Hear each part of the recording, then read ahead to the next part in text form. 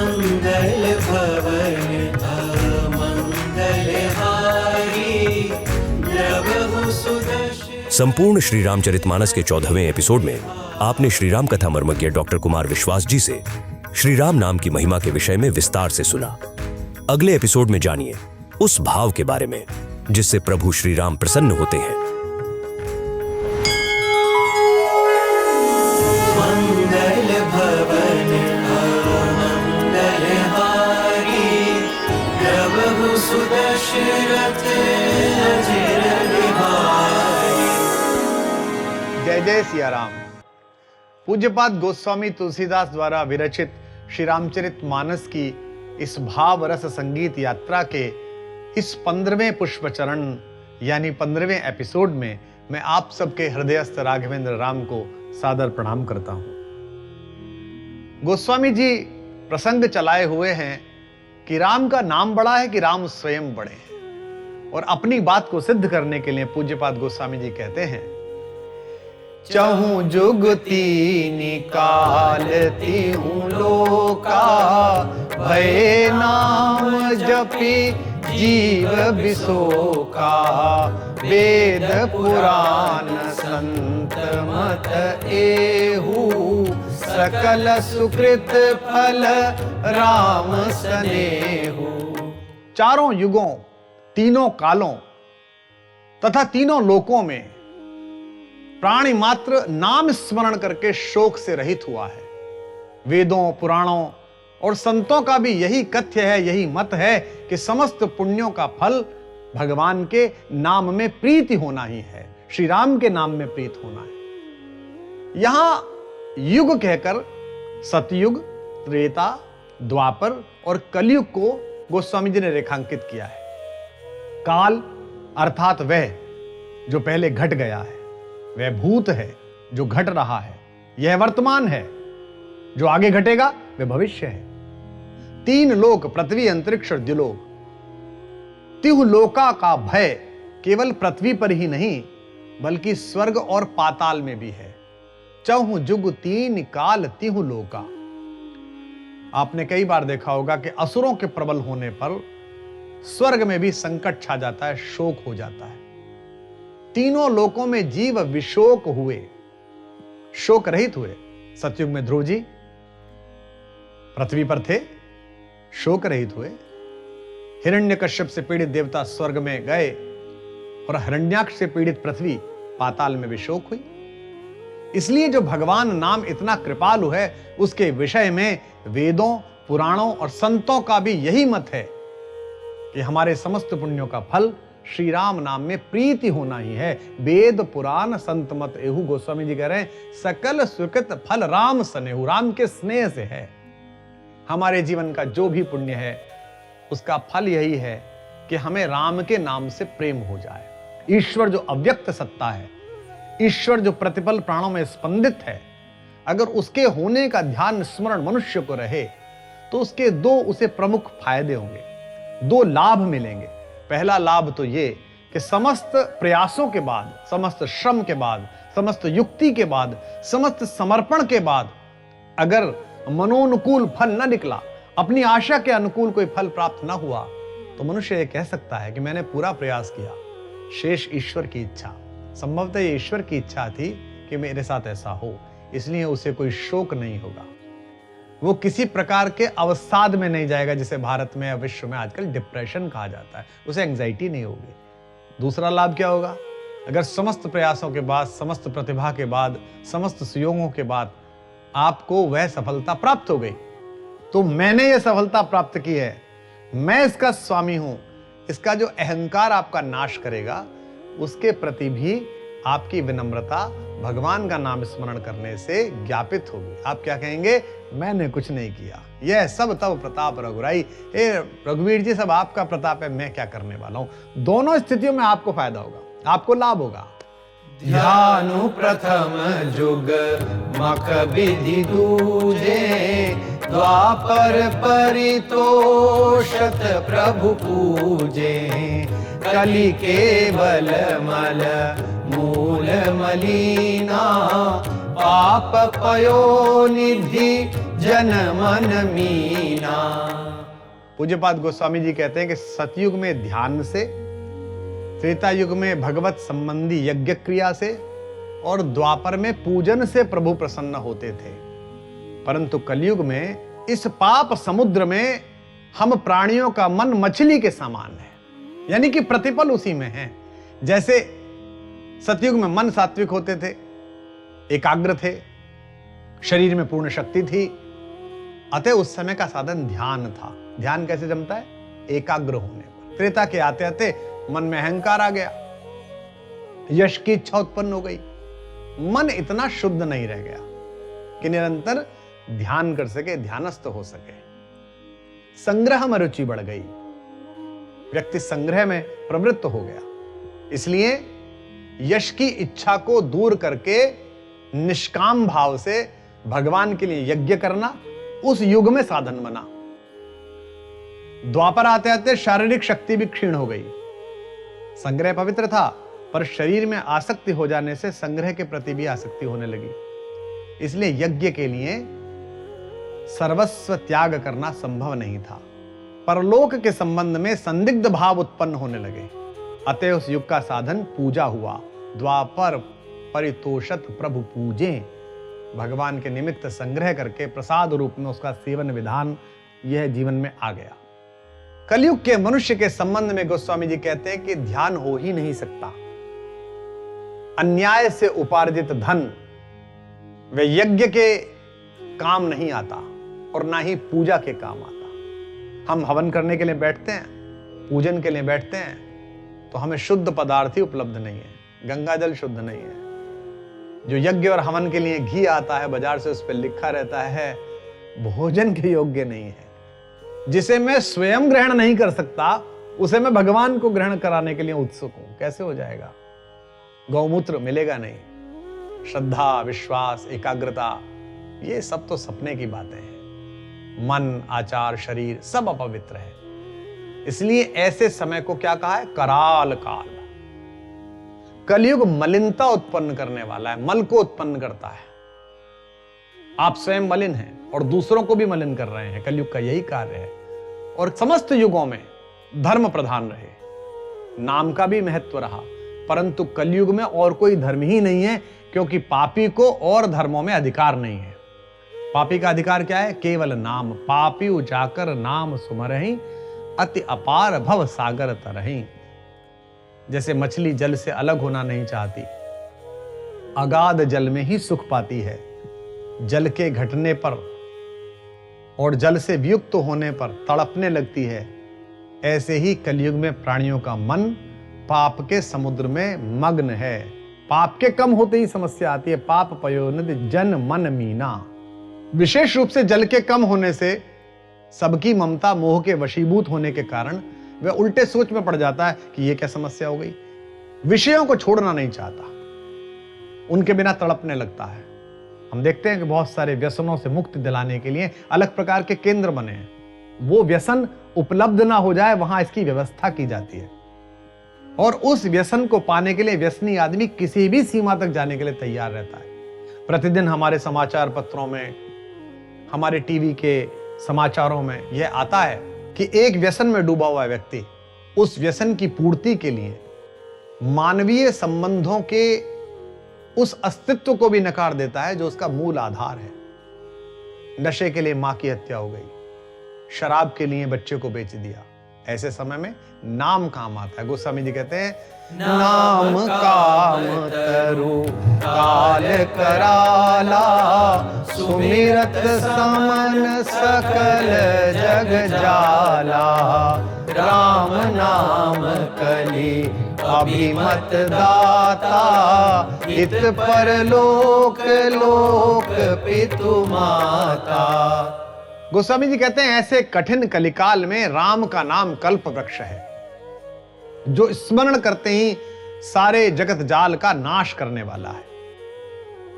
कलयुग में राम नाम मनोरथ पूर्ण करने वाला तो है ही, परलोक के लिए हित और इस लोक में माता पिता के समान है। 3 युगों में साधन रूपी वृक्षों का वर्णन करके गोस्वामी जी अब कराल कलयुग का साधन बता रहे हैं। ध्यान आदि कोई साधन कलयुग में रह नहीं गए हैं। नाम ही एकमात्र साधन है जिस पर कलयुग का प्रभाव नहीं पड़ता। यह नाम ही सब कामनाओं को पूर्ण करने वाला है। इसका केवल स्मरण करना पड़ता है और कोई कार्य नहीं, यज्ञ नहीं करना, आपको तपस्या नहीं करनी, नाम स्मरण। इसके मात्र से ही जगत जाल कट जाता है। जैसे कल्प वृक्ष के नीचे आते ही आपके सारे शोक शांत हो जाते हैं और न मांगने की स्थिति में भी इच्छा मात्र से आपने इच्छा की और फल प्राप्त हुआ। ऐसे ही ये नाम का कल्पतरु है। इसी प्रकार एकमात्र श्री राम के आश्रित हो जाने से सारे काम बन जाते हैं, अनायास ही सारा जगत जाल दूर हो जाता है। गोस्वामी जी दृष्टांत देकर अपनी बात को और अधिक स्पष्ट कर रहे हैं कि जैसे मछुआरा मछली को जाल में फांसता है, वैसे ही हमारी सारी इंद्रियां जो मछलियों जैसी हैं, वे फंसने के लिए तैयार हैं। किससे? कलिकाल रूपी मछुआरे से। ऐसे में राम नाम उस जाल को काटकर इंद्रियों की मछलियों को मुक्त करा देता है। राम का नाम कलयुग में सारे मनोरथों को पूर्ण करने वाला है। यह गोस्वामी जी का वचन है। हितकारी तो ऐसा है जैसे माता पिता जो किसी भी स्थिति में अपने पुत्र पुत्रियों के संतान के हित में ही अविराम चिंतन करते हैं। हित परलोक, लोक पितु माता। परलोक के लिए भी हितार्थ है और लोक में तो माँ बाप के समान है। जैसे माँ बाप निस्वार्थ भाव से बच्चे का पालन पोषण करते हैं, अपनी संतान पर ममता रखते हैं, वैसे ही श्री राम नाम रूपी माता पिता अपनी संतान की तरह अपना जाप करने वालों का हित करते हैं। स्वामी जी ने अन्यत्र भी यह कहा, करऊं सदा तिनकई रखवारी, जिमि बालक राखई महतारी। जैसे बालक को महतारी रखती है, ऐसे यह नाम मेरा हित रखता है।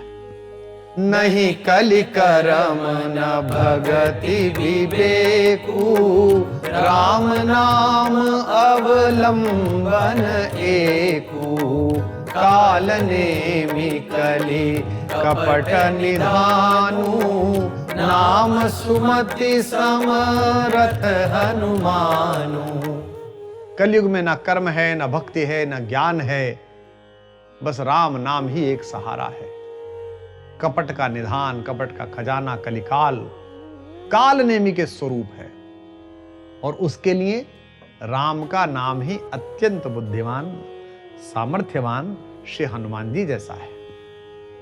तात्पर्य यह है कि कलयुग में मनुष्य के अत्यंत शक्तिहीन हो जाने से ध्यान का साधन उससे हो नहीं सकता। इस कलिकाल में, इस कलयुग में आध्यात्मिक उन्नति के लिए कोई कर्म अगर आप करना चाहें तो वो बहुत कठिन है। कर्मकांड करने के लिए धन चाहिए, श्रद्धा चाहिए, एकाग्रता चाहिए। इस काल में, इस कलयुग में जिनके पास धर्म है वे निर्धन हैं और जिनके पास धन है उनसे धर्म दूर है। मन में कुवासनाएं हैं, काम, क्रोध, लोभ, मोह। इस सब से क्या हो गया है? ज्ञान, वैराग्य, भक्ति आपसे दूर चले गए। क्योंकि इन सब के लिए आपको शुद्ध मन प्राप्त करना पड़ेगा। लोग कहते हैं कर्म शुद्ध नहीं है तो क्या हुआ, भगवान तो भाव देखते हैं, ऐसे बहुत सारे लोग बोलते हैं। किंतु यदि वह धन अन्याय द्वारा कमाया गया है, अशुद्ध है और भाव शुद्ध हो, तब भी वह फल प्रदान नहीं करेगा। भारतीय स्वाधीनता आंदोलन की एक विभूति महात्मा गांधी जी कहते थे कि खराब साधन से आप अच्छे साध्य तक नहीं जा सकते। काल नेमि कलि कपट निधानु। काल नेमि की कथा आपने सुनी होगी। वह ऊपर से तो मुनियों के समान था, लेकिन अंदर से वह राक्षस था, रावण द्वारा भेजा गया था। इसी तरह कलयुग भीतर से कपट रखता है और बाहर वेश शालीन रखता है। कपट निधान का अभाव है कि कपटी तो सभी राक्षस होते हैं, पर काल ने भी कपट का निधान है, कपट का भंडार है। अगर आपका वेश जैसा है, राक्षस जैसा है, फिर आप राक्षस हैं, तो भी कोई इतनी बुरी बात नहीं है। आप राक्षस हैं, जगत ज्ञापित हैं। आपका वेश साधुता भरा हुआ है और आप राक्षस हैं, ये बहुत गलत है, मायावी है। हनुमान जी तक को, जो ज्ञानियों में अग्रगण्य हैं, जो ज्ञान निधान है, ऐसी माया फेरता है काल नेमि, ऐसी राक्षसी माया के भ्रम में डालता है कि वे तक नहीं पहचान पाते, तो हम क्या पहचान पाएंगे। इसीलिए रावण कालनेमी के पास ही गया। इसकी शक्ति बड़ी अपूर्व थी। वह हनुमान जी से पहले ही पहुंच गया और माया रच दी, और उसी माया के भ्रमजाल में हनुमान जी पड़ गए कि राम नाम सुनने को मिल रहा है तो सुन लेते।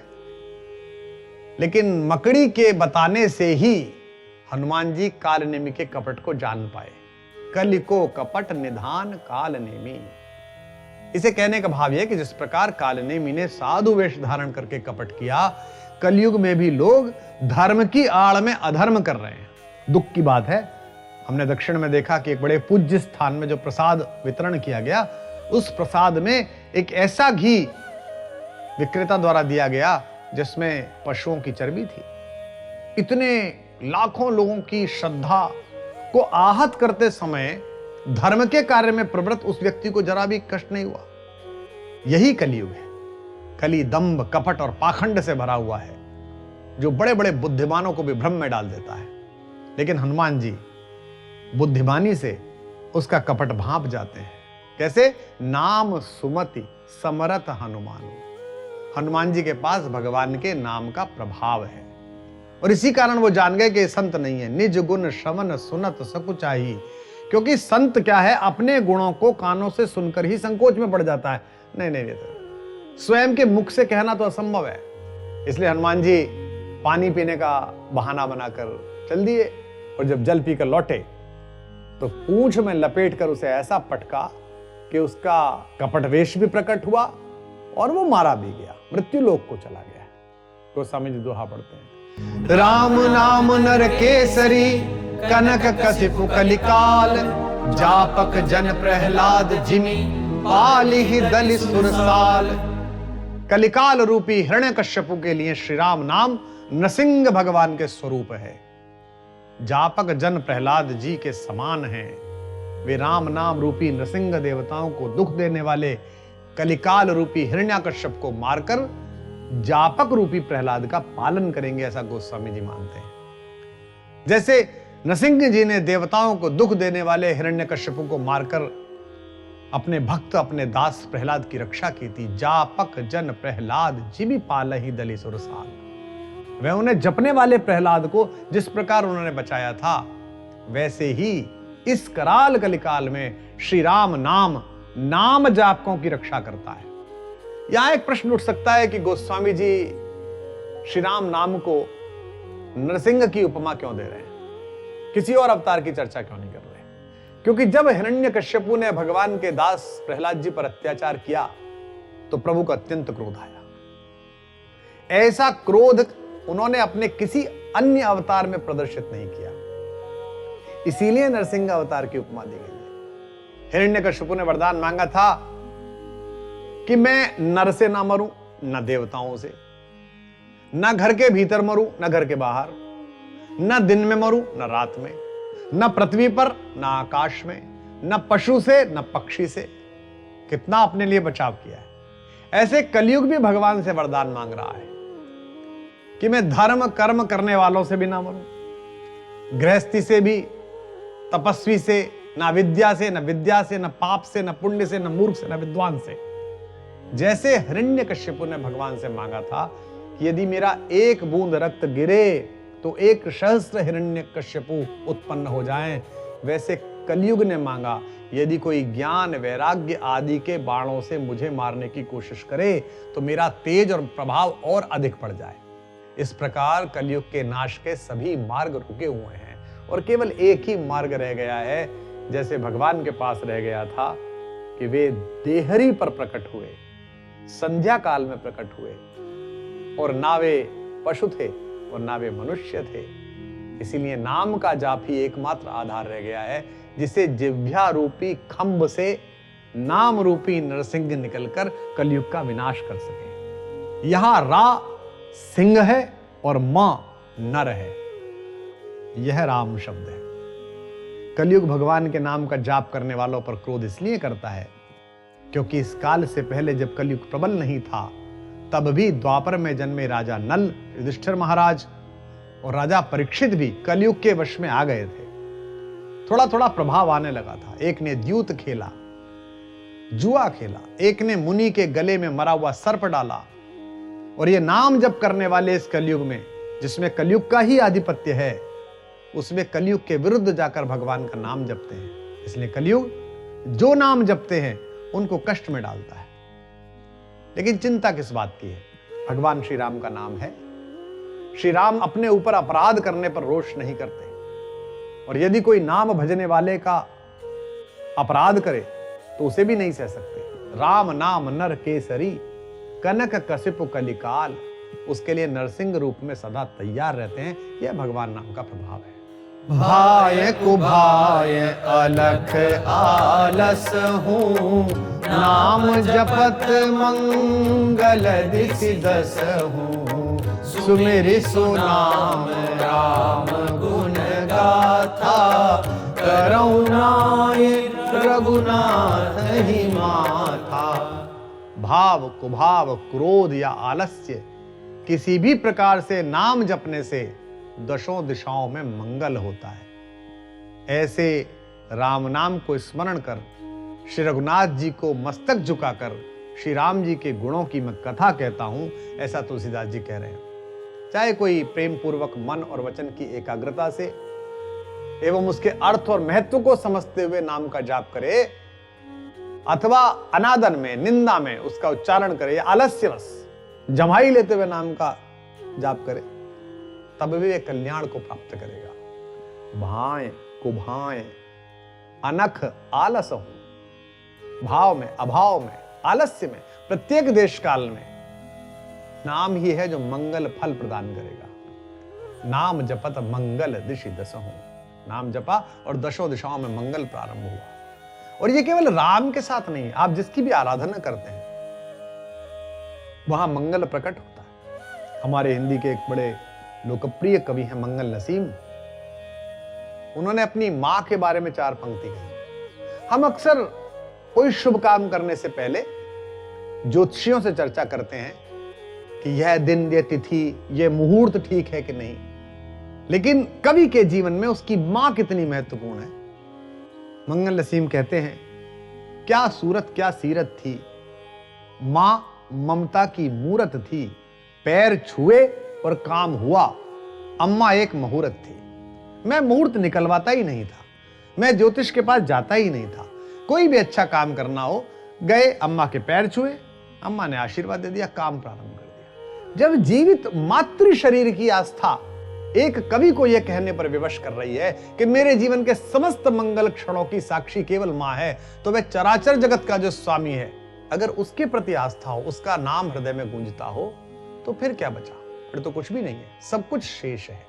कुभाव का अर्थ है निंदा, हेय बताने के लिए, घृणा प्रदर्शन के लिए, या किसी को ठगने के लिए लिया गया नाम। जैसे क्या राम नाम कहते रहते हो, आप बोल देते ना, क्या राम नाम करता रहता है, ऐसे हेय बताने के लिए कई बार बोला जाता है। राम राम कहने वाले सभी धूर्त होते हैं, मामूर्ख होते हैं, सब कपटी हैं।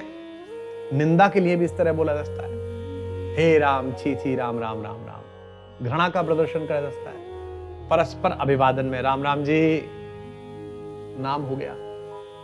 इसमें भाव अलग अलग हैं, जगत बुद्धि भी अलग अलग है।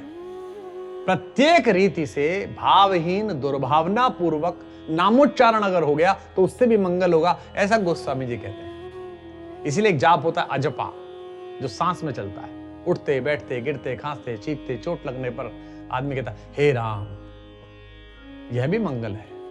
सुमिरि सो नाम राम गुण गाथा। कौन किसकी गाथा कह रहा है? गोस्वामी जी कहते हैं मैं रघुवर रघुनाथ जी की वंदना करके राम की कथा कह रहा हूं। लोग शिकायत करते हैं कि तुलसीदास जी हर मौके पर, हर जगह पाठकों को बारंबार याद दिलाते रहते हैं कि रघुनंदन राम ही ब्रह्म है। आलोचकों को यह नहीं पता कि इस मानस नामक संजीवनी का उद्देश्य ही यही है कि अवधेश राम जी और परब्रह्म राम एक ही हैं। मोरी सुधारी सो सब भांति, जासु कृपा नहीं कृपा अघाती। राम सुस्वामी तु सेवक मोसो, निज दिसि देख दया निधि पोसो, लोकहु वेद सुसाहिब रीति, विनय सुनत पहिचानत प्रीति। श्री राम जी मेरी बिगड़ी को सब तरह सुधार लेंगे, जिनकी कृपा करने से आघाती नहीं है, अर्थात बारंबार प्राप्त होती है। राम जी जैसा अच्छा स्वामी कहां मिलेगा, और मेरे जैसा बुरा सेवक वो भी कहां मिलेगा। तो भी वे दया सिंधु हैं, जो अपनी ओर देखकर मेरा पालन करते हैं। अच्छे स्वामी की रीत यह है, ये वे अपने सेवक की विनती सुनते हैं, और सुनते ही उसके हृदय के प्रेम को पहचान लेते हैं। वेद और लोक भी इसी बात की पुष्टि करते हैं। गोस्वामी जी ने अद्भुत बात कही है, मेरी बिगड़ी हुई प्रभु राम जी हर तरह से सुधार लेंगे, ऐसा गोस्वामी जी को भरोसा है। क्योंकि जिस पर एक बार कृपा हो गई, फिर उस पर बार बार कृपा करते ही रहते हैं। दो लोग हैं, एक हैं जो पौधा लगाते हैं, एक हैं जो उस पौधे की सेवा करके उसे बड़ा करते हैं, एक हैं जो उस पर लगे हुए फलों का सेवन करते हैं। लेकिन एक अलग प्रजाति है जो पौधा लगाती भी है, उसकी सेवा करके उसे बड़ा भी करती है, और उसमें लगे हुए फलों को जगत में बांटकर संतोष पाती है। भगवान इन तीनों प्रजातियों से ऊपर की एक विधि है, वे जिस पर एक बार कृपा करते हैं उस पर बारंबार कृपा करते हैं, ऐसा गोस्वामी जी महाराज कह रहे हैं। गोस्वामी जी का आशय यह है कि जो मुझ पर कृपा हुई, तो अब यह बराबर बढ़ती ही जाएगी। उन्हें पूरा भरोसा है कि प्रभु मेरी बिगड़ी हुई हर बात हर तरह से सुधार लेंगे। कहते हैं वे तो परम स्वामी हैं, और मैं तो कुसेवक हूं, बहुत बुरा सेवक, मैं क्या सेवा करूंगा उनकी। पर फिर भी प्रभु ने अपनी दया से, अपनी अनुकंपा से, अपनी कृपा से मेरा आज तक पालन किया है। कभी कभी स्वामी अपने सेवक के हाव भाव और उसके व्यवहार से उसके मन की बातों को जान जाता है। सेवक को अच्छे स्वामी के समक्ष कुछ कहना ही नहीं पड़ता, वह सेवक के मन की बात स्वतः ही जान लेते हैं। स्वामियों का स्वभाव है। लोक और वेद में श्रेष्ठ स्वामी उसी को कहा गया है जो अपने सेवक के, अपने सहयोगी के हृदय में व्याप्त अपने प्रति प्रेम या घृणा या किसी भी भाव का आकलन सटीक रूप से कर ले। यह जो ईश्वर के प्रति विश्वास है कि वो हर परिस्थिति में हमें संभालेगा, यही इस रामचरितमानस का मूल है। हम अक्सर बहुत सारा धन संग्रह करते हैं, बहुत सारे साधनों का संग्रह करते हैं, लेकिन कभी किसी खेत के किनारे, किसी सड़क के किनारे, किसी चौबारे में, किसी दलान पर, किसी छत पर अकेले पड़े रह गए अनाज के दाने को चुगते हुए किसी पक्षी को देखिए। भगवान ने उसे पेट दिया है, तो उसके लिए विधि बनाई है कि उसको किसी खाने के लिए थाली, कटोरे, बर्तन की आवश्यकता नहीं है, उसकी चोंच में ही दाना पहुंचाया है। हमारे एक कवि थे पवन दीक्षित, स्वर्गीय हो गए। पवन की कविता की पंक्तियां हैं, एक बात सिखाई हमें आंखों की नीर ने, इंसान को पीर कर दिया इंसान की पीर ने। चिड़ियों को चुगते देख रहा था कि अचानक हंसकर कटोरा फेंक दिया एक फकीर ने। कटोरा लेकर फकीर घूम रहा है, रात भर सोता नहीं है कि कोई ले नहीं जाए इसे। एक पीतल का कटोरा है, रात को उसे नीचे लगा के सोता है, जरा सा हिलता है तो कोई, मैं सुबह मांगूंगा किसमें। चिड़ियों को चुगते हुए सुबह देखा, उसने कहा इसका भी क्या करना है, देने वाला यही देगा। और हमारे सनातन आस्थाओं के, सनातन मान्यताओं के एक धर्म सम्राट करपात्री जी महाराज इस पृथ्वी पर पधारे। अद्भुत विभूति, उनका नाम ही करपात्री था। करपात्री मतलब कर ही जिसका पात्र है। जीवन भर किसी चीज में भोजन नहीं किया। इतने लोक विश्व संत थे, सभी संत जन उनका आदर करते थे, पूरा भारत चरणों में पड़ा रहता था। अभी की बात है 50 वर्ष को। करपात्री जिसके द्वार भिक्षा मांगने जाते थे, हाथ पर जितना आ जाता था उतना खाते थे। कहते थे भगवान ने व्यवस्था बनाई है, हाथ इसलिए बनाया है कि इस पर भोजन आए, भिक्षा में जो मिला है मैं खा लूं।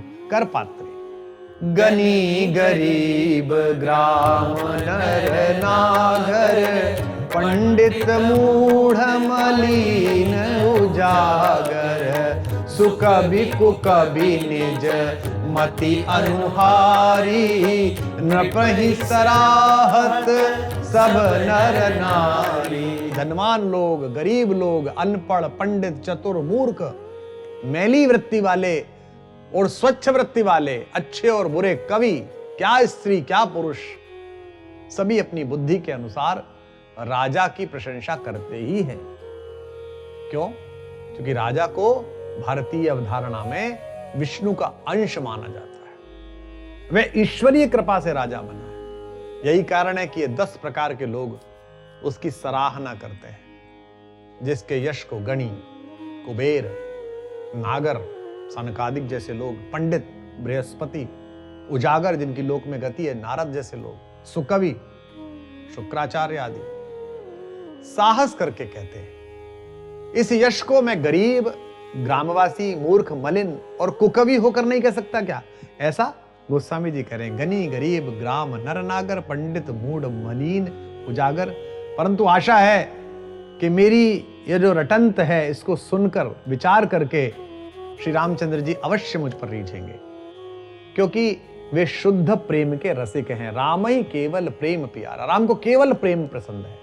किसी प्रकार की पूजा पद्धति, किसी प्रकार का यश, किसी प्रकार की शक्ति, किसी प्रकार का सामर्थ्य, किसी प्रकार का ऐश्वर्य ईश्वर को सम्मोहित नहीं कर सकता। ये जो ईश्वर के द्वार पर अपने यश, अपने सामर्थ्य, अपने धन का प्रदर्शन है, यह प्रचंड मूर्खता का प्रमाण पत्र है।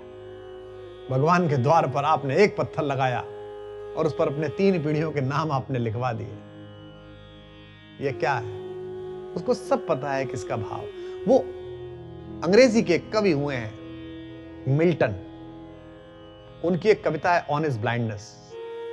उन्होंने लिखा है कि वे जो हजारों लोग पानी में जहाज लेकर समुद्र में, अंधे समुद्र में जा रहे हैं, ईश्वर वे सब तेरी इच्छा पर चल रहे हैं। वे सब लोग जो दुर्गम पर्वतों पर चढ़ रहे हैं बिना ये जाने कि आगे क्या है, लौटेंगे कैसे, वे सब तेरी इच्छा पर चल रहे हैं। और अंत में मिल्टन कहते हैं कि मैं एक जन्मांध व्यक्ति चुपचाप बैठा हुआ हूं, मैं भी तेरी इच्छा पर बैठा हूं। और मैं क्या कर रहा हूं? दे ऑल्सो सर्व, वे लोग भी तेरी सेवा कर रहे हैं। वो ओनली स्टैंड एंड वेट, जो खड़े हैं और प्रतीक्षा कर रहे हैं। स्टेशन पर जो गाड़ी लगी हुई है उसमें जिनका रिजर्वेशन कंफर्म है, तय है, उन्हें पता है कि कौन सी वाली बर्थ पर जाकर लेटना है। लेकिन जो प्रतीक्षा सूची में है, वेटिंग लिस्ट 2, वेटिंग लिस्ट 3, वे स्टेशन पर खड़े होकर प्रतीक्षा कर रहे हैं। सुयोग रहेगा, ठीक रहेगा तो आज ही लेटेंगे, अभी उन्हें पता नहीं है कौन सी जगह। तो वे सब भी, यह जो 5 अप्राकृत लोग हैं, ये राजाधिराज कौशलेंद्र श्री रघुनाथ जी के दरबार में अपनी भक्ति, नीति और कविता से सम्मान प्राप्त कर रहे हैं। तो गोस्वामी जी को भी भरोसा है कि मुझ पर कुछ आता नहीं है, मलिन हूं, दीन हूं, लेकिन मेरी भी सुनेंगे। साधु सुजान सुशील नृपाला ईस अंश भव परम कृपाला सुनि सनमानहि सबहि सुबानी भनिति भगति नति गति पहिचानी। साधु सुजान सुशील, ईश्वर के अंश से उत्पन्न उस परम कृपालु राजा सबकी सुनकर, उनकी वाणी में भक्ति, नम्रता और अगति पहचान कर सुंदर वचनों से उन सबका आदर सत्कार करता है, सबकी बात सुनता है और सबको आदर प्रदान करता है। नृप को, राजा को ईश्वर का अंशावतार कहा गया है। भारत में सांस्कृतिक मान्यता है कि राजा को चंद्रमा, सूर्य, अग्नि, पवन, इंद्र, कुबेर, वरुण और यम, इन 8 लोकपालों का शरीर समझना चाहिए। इन्हीं 8 लोकपालों के अंशों से परमात्मा ने राजा का सृजन किया। यह क्यों किया गया होगा? राजा भी हमारे और आपकी तरह इसी शरीर का स्वामी होता है। आपने कभी सोचा कि भारत के राष्ट्रपति भवन की ऊंचाई इतनी बड़ी क्यों है? उसमें 350 से अधिक कक्ष क्यों है? व्यक्ति तो एक ही रहने वाला है, उसका थोड़ा सा परिवार होगा। क्योंकि इतने सारे लोग जो सामान्य रूप से भारत में जी रहे हैं, उन्हें यह कैसे सूचित हो कि यह एक व्यक्ति इस राज्य का प्रथम नागरिक है। इस राज्य की पूरी लोकतांत्रिक शक्तियों का सूत्र इस एक व्यक्ति के हाथ में है। इसीलिए आपने देखा होगा कि पुराने चित्रों में जहां राजा बैठता था, सम्राट बैठता था, वह आसन बहुत ऊंचा बनाया जाता था। पृथ्वी के समस्त श्रेष्ठ रत्नों से उसे सजाया जाता था, ताकि सामान्य प्राणियों में यह विश्वास प्रबल हो सके कि यह ईश्वर के ज्यादा निकट है। ईश्वर ने इसे यहां स्थापित किया है, मुझे यहां स्थापित किया है, इसे यहां स्थापित किया है। यह भाग्यवाद नहीं है, यह कोई प्रारब्ध का खेल नहीं है, यह ईश्वरीय योजना है। अगर यही होगा तभी राज्य में शांति होगी, अन्यथा हर व्यक्ति सोचेगा ये तो मैं भी हो सकता हूं, कल इसे उतारता हूं, मारता हूं, बैठता हूं। जो राजा का अंगरक्षक है वही कहेगा मैं भी बैठ सकता हूं। तो राजा हम सब से अलग है। इसी राज्य व्यवस्था को, इस राजवंशीय व्यवस्था को बनाए रखने के लिए इस प्रकार की अवधारणा थी। और आज भी विश्व के जिन देशों में यह है, जो राजवंश है, वहां आज भी राजा को जीवन से अधिक बड़ा बताया जाता है। इसीलिए राजा का पराक्रम और तेज उन समस्त नागरिकों में अधिक ज्ञापित किया जाता है। और उसका इस प्रकार का व्यक्तित्व देखकर सभी लोग उसके राज्य के अच्छे वचनों के साथ उसका सत्कार करते हैं, स्वागत करते हैं। यह प्राकृत महीपाल सुभाऊ, जान शिरोमणि कौशल राऊ, रीझत राम स्नेह सोते, ओ जगमंद मलिन मति मोते। यह स्वभाव तो प्राकृत राजाओं का है। कौशलेंद्र रघुनाथ जी तो सुजान शिरोमणि है। श्री रामचंद्र जी शुद्ध मन से रीझते हैं, प्रसन्न होते हैं। लेकिन इस संसार में मुझसे बढ़कर मंद और मलिन बुद्धि वाला कौन है? कोई है ही नहीं। पूज्यपाद गोस्वामी जी यहां कह रहे हैं कि निषाद राज और भील जाति से आने वाले शबरी माता, इन सब की कथाओं से स्पष्ट है कि अभिन्न स्नेह की धारा से ही राम रीझते हैं। राम कैसे प्रसन्न होते हैं? रीझत राम स्नेह निसोते। वे स्नेह से रीझ जाते हैं और मेरे अंदर तो उनके प्रति अत्यंत प्रेम है। इसलिए आशा है कि राम मुझ पर भी प्रसन्न होंगे। यद्यपि मैं इस योग्य नहीं हूं, लेकिन न जाने कितने योग्यताहीन लोगों पर प्रेम की अधिकता के कारण आज तक राम रीझे हैं, इसलिए मुझ पर भी रीझेंगे। सठ सेवक की प्रीति रुचि, रखी हहीं राम कृपालु, उपल किए जल जान जेहि, सचिव सुमति कपि भालु। मेरे जैसे शठ सेवक की प्रीति और रुचि को कृपालु श्री रामचंद्र जी अवश्य रखेंगे, जिन्होंने पत्थरों तक को जलयान बना दिया और वानर भालुओं को बुद्धि से युक्त मंत्री बना दिया, राजा बना दिया। नल और नील नामक दो वानरों को शाप था कि वो जो कुछ भी जल में फेंकेंगे वो तैरेगा। इसके लिए एक छोटी सी कथा आती है कि बचपन में ये दोनों बहुत ही चंचल थे और उस वन प्रांतर में रहने वाले ऋषियों के, मुनियों के सामान को नदी में फेंक देते थे और वह डूब जाता था। तो उनमें से एक ऋषि ने शाप दिया कि मैं तुम दोनों को शाप देता हूं, तुम जो भी पानी में फेंकोगे वो डूबेगा नहीं। एडवर्सिटी अपॉर्चुनिटी बन सकती है, राम की कहानी सिखाती है। राम कथा शापों की मुक्ति कथा है। इसमें सब शापित हैं। नारद शापित हैं, इसमें विष्णु शापित हैं कि अगले जन्म में पत्नी का वियोग सहोगे आप। इसमें दशरथ शापित हैं, उन्होंने एक बालक को, उसके नाद को पशु समझकर तीर चला दिया और श्रवण कुमार मारा गया। श्रवण कुमार के चिता पर चढ़ते हुए पिता ने दशरथ को शाप दिया, जिस प्रकार अपने पुत्र के दिवंगत हो जाने पर, उससे बिछुड़ जाने पर मैं अपने प्राण त्याग रहा हूं, राजन, उसी प्रकार तुम भी अपने पुत्र से बिछुड़ जाने पर प्राण त्यागोगे। यह शाप है, लेकिन ये वो समय है जब दशरथ के पुत्र ही नहीं है। इसलिए चिता पर चढ़ते समय श्रवण कुमार के पिता ने दशरथ से कहा कि राजन, बेटे की मृत्यु ने मुझे बहुत विचलित कर दिया। इसलिए मैंने आपको गलत शाप दे दिया। इतना कठोर शाप देना नहीं चाहिए था, मैं क्षमा मांगता हूं। मृत्यु से पहले कहा, दशरथ ने कहा आप क्षमा ना मांगे, क्योंकि एक तो मुझसे अपराध हुआ और दूसरा आपने मुझे शाप नहीं दिया, आपने मुझे वरदान दिया है। मुझे तो आज तक यह आभास ही नहीं था, भरोसा ही नहीं था, विश्वास ही नहीं था, आशा ही नहीं थी कि मेरा वंश चलेगा, पुत्र पैदा होगा। आपने बड़ी कृपा की, आपने मुझे शाप दिया कि तू पुत्र के शोक में मरेगा। नल नील को भी शाप था कि जो भी वो फेंकेंगे जल में वो डूबेगा नहीं। यही कारण है कि इनके स्पर्श किए हुए पत्थर जब सेतु बंधन के समय रखे गए तो वो तैरते रहे, परंतु ये एक साथ नहीं ठहरते थे। एक पत्थर इधर, एक पत्थर इधर। तो एक साथ कैसे ठहरे? जब राम का नाम आ गया, सब पर राम लिखा गया, तो राम नाम एक साथ हो गया। आपने देखा होगा विश्वविद्यालय में पढ़ते समय, अकेले रहते समय, कॉलोनी में रहते समय, एक जैसी रुचि के लोग एक दूसरे को पहचान लेते हैं।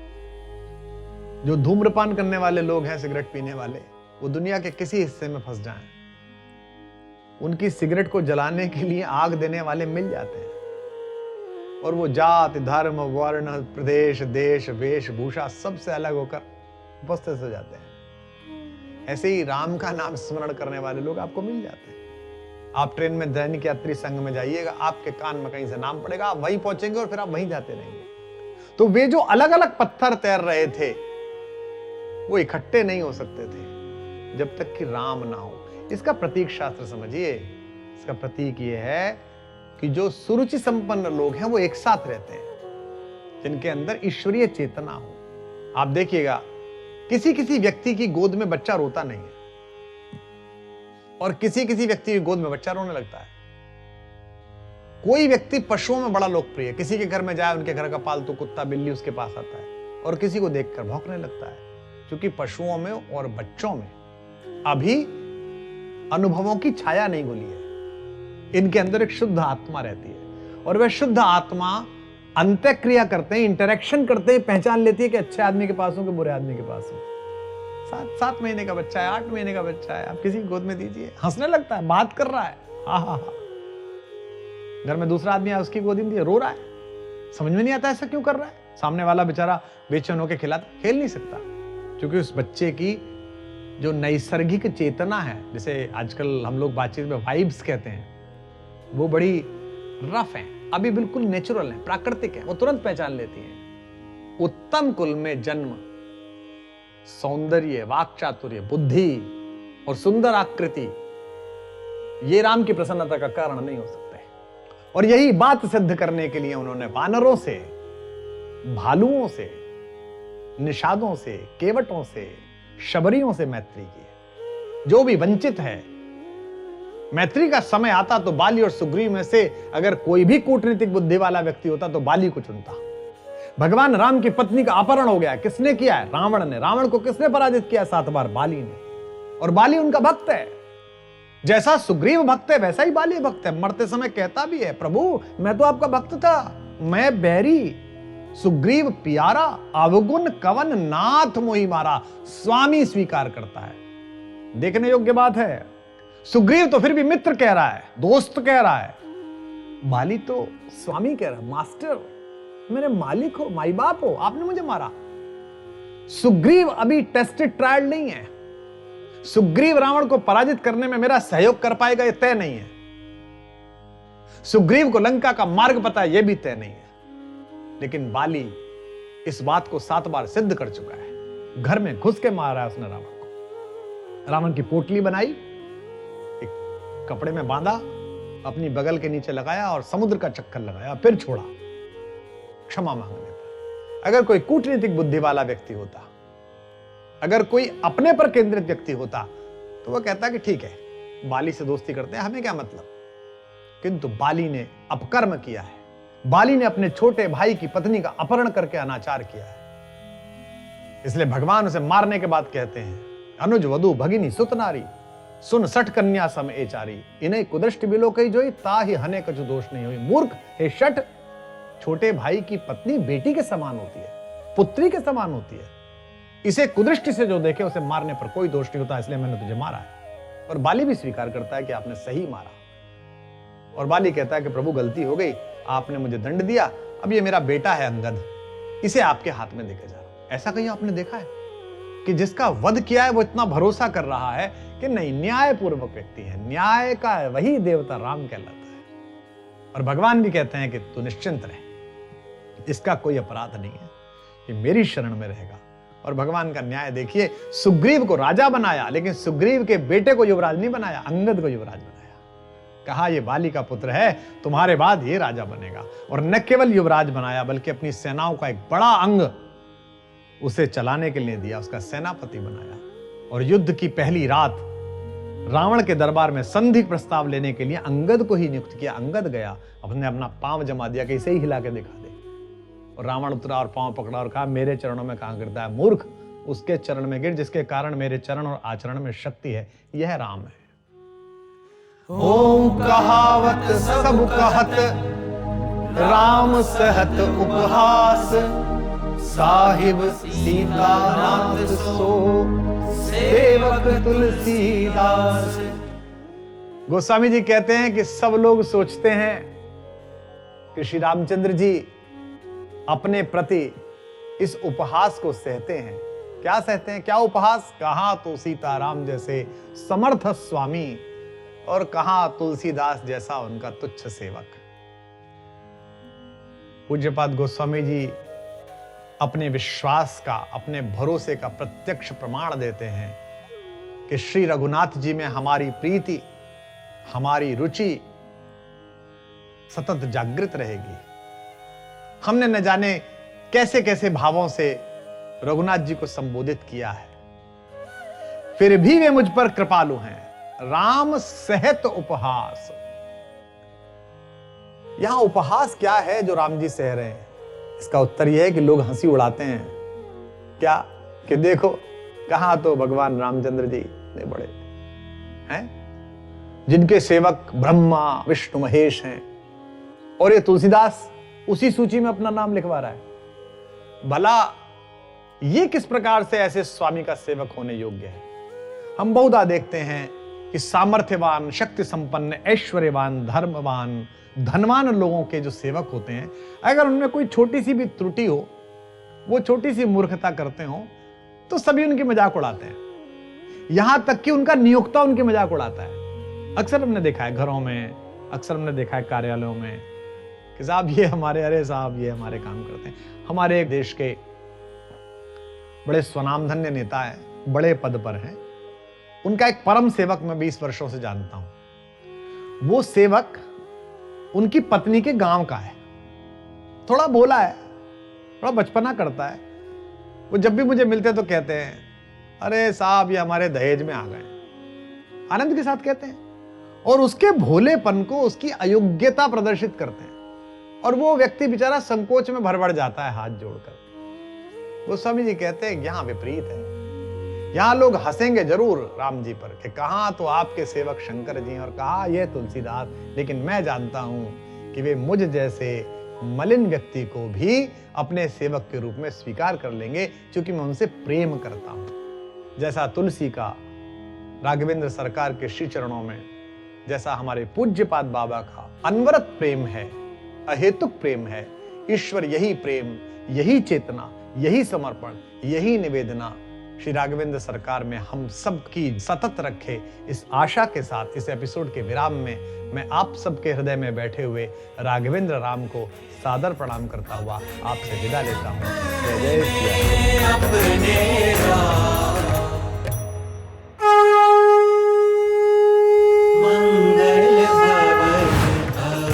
संपूर्ण श्री रामचरितमानस के 15वें एपिसोड में आपने प्रेम की महिमा के साथ साथ यह भी जाना कि श्री राम को सिर्फ प्रेम ही प्रिय है। अगले एपिसोड में मानस मर्मज्ञ डॉक्टर कुमार विश्वास जी बताएंगे कि भगवान अपने भक्तों के लिए कैसे सहायक बनते हैं और उनकी भूलों को भी किस प्रकार क्षमा कर देते हैं। आइए चलते हैं श्री रामचरितमानस की भावरस संगीत यात्रा पर।